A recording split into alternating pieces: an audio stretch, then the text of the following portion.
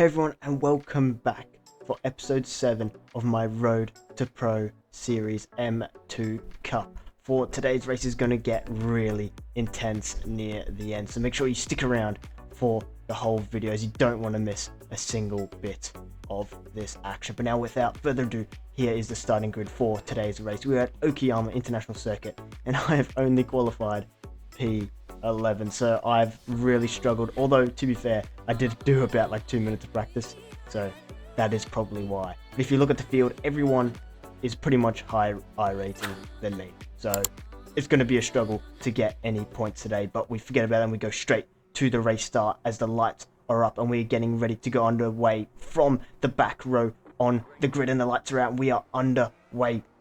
Straight away we pull to the inside after getting a good start, making sure we keep away from Brandon Hodges behind. We want to keep an inside line in case there are any accidents that we can make sure we avoid and pounce on to gain some positions, because we need 3 overtakes in order to get points today. So that's what we're going to be focusing on as we hold the inside line here, looking for a little gap, a little opening to send the nose and the car into and maybe get up some early positions and hold them throughout the rest of the race.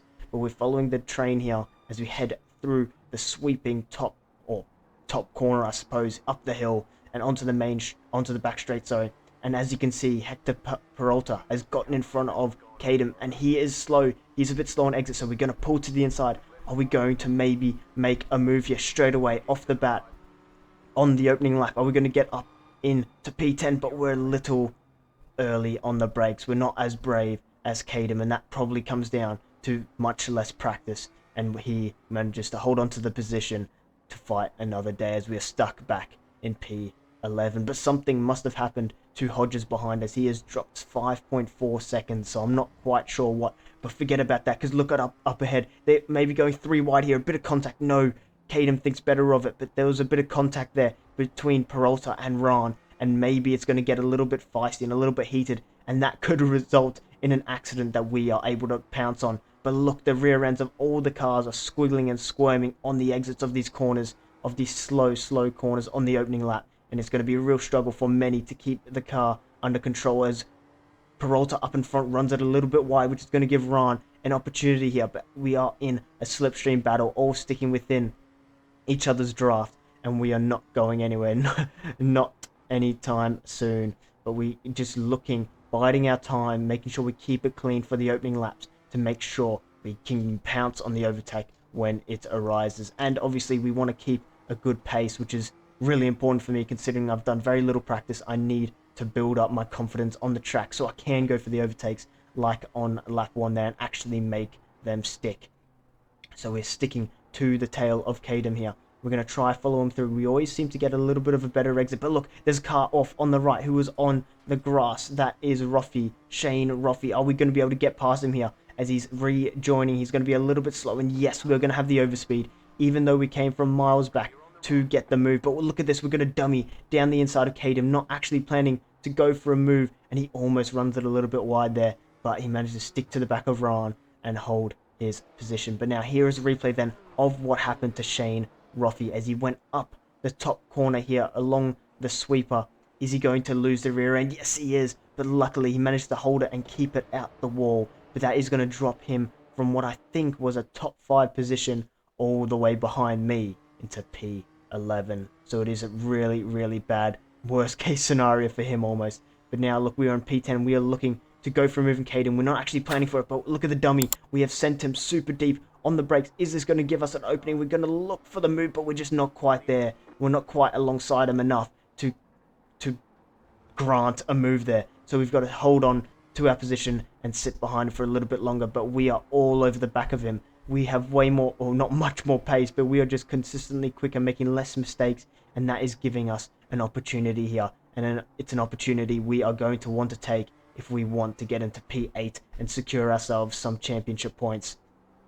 So we got to follow him through here, but as you can see, Peralta has kind of pulled off into the distance now and latched onto the pack of cars in front of us. But I have Kadem and Ran in front of me, who are my primary focus here. As if I get past both of them, that's me into P8. But I can't forget Roffey behind. He is still a threat, and he is going to be a worry. But now we're barreling down the main straight, about to head into T1, and Ron runs it a little bit wide. Is this going to give Caden an opportunity down the inside? No, it's not, but it is going to allow him to get all over the back of him, and you can see their rear tyres are squirming under the brakes there. But Ron has run it a bit wide onto the gravel, and Caden is going to dart down the inside, but then it's going to be the outside. Are we going to be able to follow him through here? Ron's up in front. We're going to make the dive to the inside, the late lunge. Are we going to be able alongside him enough? Not quite, but there's a bit of contact, and we've turned him. We have turned Ron round, and that is just not what we wanted at all. We were looking for a clean race, and I've just gone and ruined it. That was a silly mistake on my behalf there. I take all the blame for that. There was definitely a move on, but again, on lap 1, I wasn't confident enough on the brakes, so I hit them a little bit earlier, and that meant I wasn't fully alongside and ended up turning him around. I did apologize straight after the race and during the race as well, but that is a silly error on my behalf, and I fully take the blame for that one. But it has allowed me to get up one position, which I suppose is the bright side. But as you can see there, you look at that. I go for the move. If I had been a bit more confident on the brakes, I could have maybe pulled up alongside and actually managed to get it done. But I just wasn't, due to my lack of practice. And as you can see from this top view, it is 100% my fault.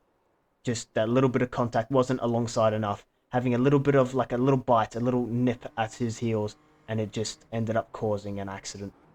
So I take full blame for that accident there. But now we go on to lap 5, and we have Shane Ruffy right on our tail, and he is putting pressure on us. I do have front end damage from that accident, so I am a little bit cautious into the corner entries and exits, as I do have quite a bit of understeer, almost like front wing damage in a Formula car. But now we are trying to tussle the car through the corners, and we have seen Caden up in front making quite a few mistakes throughout the laps, but it just hasn't been enough for me to gain on him. So I'll be reeling him slightly, but then losing a bit of time with my understeer and fighting Shane. But now it's time I really just get my head in the game, make sure I do make no mistakes, and I can really close in on him, because that P8, as it stands, is slowly slipping away. And with that one championship point as well. Now we head on to lap 6 down the back straight. Shane Ruffy is right on our tail, and we are going to have to go in defensive ultra drive mode here, as he is all over the tail of our car, giving us a little bit of a tap there, a little love tap. And through this section he has been much faster because of my understeer. He don't think he has any damage, but I'm not 100% sure. But as you can see on exit there, he's going to almost fake a little to the inside, so I'm going to go defensive just a little bit, and he's going to look for the move around the outside and then maybe tuck it back down the inside, but I hold to the apex, not letting him make that move. And I'm currently still in P9, holding onto that position and fighting for dear life. I do not want to lose any more than 33 I rating, which is what I am currently losing. So this fight is going to be intense and get pretty heated, I can imagine, as we go onto the penultimate lap of the race, lap 7. Are we going to be able to hold on to our position? Only one way to find out. But now we are crossing line for the final lap. This is lap 8, and we are going to be trying to keep Shane Ruffy behind. As you can see, we have closed in a little bit on Caden in front, but there's yellow flags. Is that going to be an opportunity for us to gain positions? Mark Blessing is on the radios. I'm not quite sure what he said, just due to not having the volume up, so I'm not quite sure what he said. But in the end, I don't think it is going to be an opportunity to get an overtake, as later I looked on replays and he did have a spin, but he was one of the leading cars and there was no chance for me to catch up. But as you can see, I have reeled Caden in a bit in that first little sector there, or first couple sectors. I'm not quite sure how this track works, but we are 0.7 in front of Ruffy behind, and hopefully that is going to mean as we head into the technical sector of the lap, we are going to be able to keep him behind for the rest of the lap. But you never know. It is so easy to make mistakes in these cars, with the rear end being incredibly treacherous. Are we going to be able to hold on to it? He's now 0.5, so he has reeled us in a bit. 0.4 is going to be down to the wire. He needs to have an absolutely clean and very quick couple last corners here to make sure he can get onto us, but we are keeping it clean ourselves. We haven't made a single mistake on those corners, and that, I think, is going to allow us to hold on. We have one final corner. If we just keep it nice and clean, make sure we prioritize the exit. Are we going to be able to hold on to the position? And yes, we are. We are 100% going to be able to hold on to it. But sadly, it is not going to be the top 8 finish, so we are not going to be scoring any points towards our championship. And I guess that's just what happens when you do no practice. I guess that's what happens. But now here are the results from that pretty heated and pretty sad race, if you want to put it simply. As you can see, Bertagnoli finished first, followed by Lauer, Ojeda, Linnell, and Diliberti, with us finishing in P9, meaning we gained 0 championship points, and we are now still on 19 out of 30. So we need 11 points in 4 races. Definitely doable, but it's going to be tough. We lost 0.1 safety rating and 33 I rating. So overall, not a great race. And again, as I said before, that just comes down to no practice, and I'm going to definitely need to put aside some time to practice the next 4 races to assure myself that I can get that promotion to D class. But now, if you guys have enjoyed this race, make sure you go down below, hit the like button, hit the subscribe button, and don't forget, my Discord is always linked down below. And why not comment if that crash was actually my fault? I think it was, but hey, lots of people have different opinions. But now, I'll catch you guys next time for round 9 of my Road to Pro series.